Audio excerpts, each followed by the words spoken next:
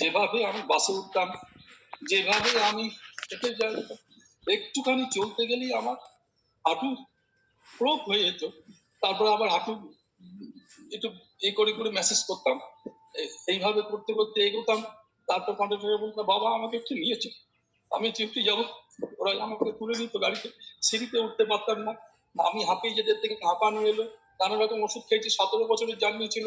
এই 17 বছরে আমি নানা রকম মেডিসিন, হোমিওপ্যাথি, অ্যালোপ্যাথি এবং আয়ুর্বেদিক সব করেছি, কিন্তু কিছুতেই কোনো ফল পাইনি। এক সময় ডিপ্রেশনে চলে গেলাম, আমি ঘুমোতে পারতাম, এপাশ ওপাশ করতাম, যন্ত্রণা শুয়ে আছি, যন্ত্রণা করছে, পা একদম খিচে ধরছে, আর পাচ্ছি না। আমি এইভাবে চলতে চলতে বাড়িতেও শ্মশান, সবাই বলতো যে তুমি হে করো, অপারেশন করে নাও, কেন করছো না, মেয়ে জামাই সবাই আমাকে বলতে লাগলো। আমি বাড়ি থেকে ভাবলাম ডিউটি ছেড়ে পালিয়ে যাবো কোথাও। এক সময় আমি মৃত্যু কিভাবে আসবে, গঙ্গার ধারে বসে থাকতাম, জানতে বললে আর পাচ্ছি না আমি নিজেকে। এরকম সময় আমি একজন ভগবান স্বরূপ একজন মানুষের দেখা পাই, সে আমাকে একটা কাগজ দিয়ে বলে, আমি তার উপর রেগে যাই। আমি বললাম যে কি করছেন, আমি লালবাজারে রিপোর্ট করবো 12:30টার সময়, আমার দেরি হয়ে যাচ্ছে, আমি 12:30 বাজে, আমাকে গাড়ি ধরতে হবে, আমাকে যেতে হবে, আপনি আমাকে ছেড়ে দিন।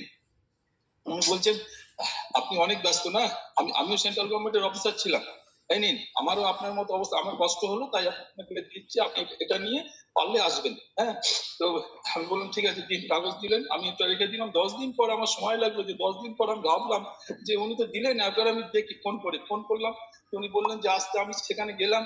3 দিন পর আমি আমার এত অম্বল, অ্যাসিডিটি, গলা জ্বালা, বুক জ্বালা ছিল যে আমি যা খেতাম তাই বদহজম হয়ে যেত। সেই বদহজম হয়ে যেত, তার থেকে গ্যাস, অ্যাসিড, অম্বল, আমার হার্টেরও প্রবলেম চলে এসেছিল।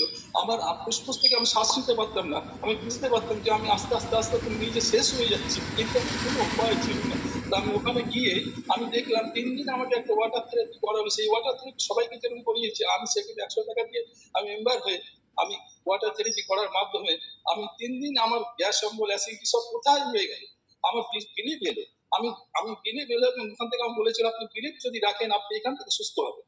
আপনার ডে বাই ডে আপনি, আমরা যেভাবে বলবো সেভাবে হবে। আমি সেভাবে বিলিভ রাখলাম, ধৈর্য ধরলাম। ধীরে ধীরে ধীরে ডে বাই ডে আমি নিজেকে ইমপ্রুভ করেছি, নিজেকে ঠিক করেছি, এবং 75 কেজির ওপর আমার ওয়েট ছিল, সেখান থেকে আমি 58 কেজিতে চলে এসেছি। আজকে দিনে আমি খুবই ভালো আছি। হাঁটুর ব্যথা কোথায় গেছে, কোমরের ব্যথা সব কোথায় উড়ে গেছে আস্তে আস্তে। এবং যতটুকুনি আছে, স্যার যে বললেন আজকে ক্যালসিয়াম, সত্যি ক্যালসিয়ামের অভাব ছিল, আমি জানতাম না। এবং যে ক্যালসিয়ামটা আমরা পাই না খাদ্যের মাধ্যমে, যে ক্যালসিয়াম, সেই আস্তে আস্তে ধীরে ধীরে